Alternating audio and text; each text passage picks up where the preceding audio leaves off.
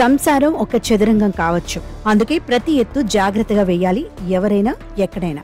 ఇందులో భాగంగా అమెరికాలోని ఒక ప్రాంతంలో ఇప్పుడు పెళ్లాం చెబితేనే మందు తాగాలి, లేకపోతే అంతా కల్లోలమే. ఆ దేశంలో అక్కడ మీరు ఇకపై మందు కొట్టాలి అంటే మీ భార్య అనుమతి తప్పనిసరిగా తీసుకోవాల్సిందే. అలా కాదని అక్కడ మీకు మద్యం తాగే అలవాటుంటే నీ పని అయిపోయినట్టే. ఇకపై మీ ఇష్టం వచ్చినట్లు తాగే రోజులు పోయాయి. అడ్డమైన మందు తాగి అల్లరల్లరి చేయడం కుదరదు. చచ్చినట్టు ముందు మీ భార్య అనుమతి తీసుకోవాల్సిందే. ఇదేంటి కొత్త రూల్ అనుకుంటున్నారా? జస్ట్ వెయిట్, ఆ రూల్ వెనుక మిస్టరీ ఏంటో మీకే అర్థమవుతుంది. ప్రతి దేశంలోనూ మద్యంపై పలు రకాల నిబంధనలు అమల్లో ఉంటాయి. అలాగే కొన్ని చోట్ల మద్యం అమ్మకాలపై నిషేధం కూడా ఉంది. అయితే అమెరికాలో ఓ రాష్ట్రంలో మాత్రం మద్యం కొనాలంటే భార్య అనుమతి తప్పనిసరి. కొంచెం వింతగా అనిపించినా ఇది నిజం. అమెరికాలోని పెన్సిల్వేనియాలో ఉన్న న్యూ టౌన్ లో మద్యంపై పలు రూల్స్ అమల్లో ఉన్నాయి.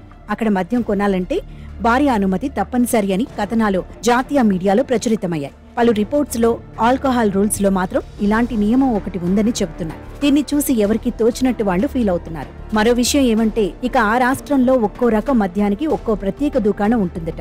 అలాగే అక్కడ 21 సంవత్సరాలు నిండిన వారికి మాత్రమే మద్యం సేవించే అనుమతి ఉంది. మైనర్లకు మద్యం విక్రయించరు కూడా. ఈ రూల్ ఏదో బాగుంది కదా అని కొందరి భావన.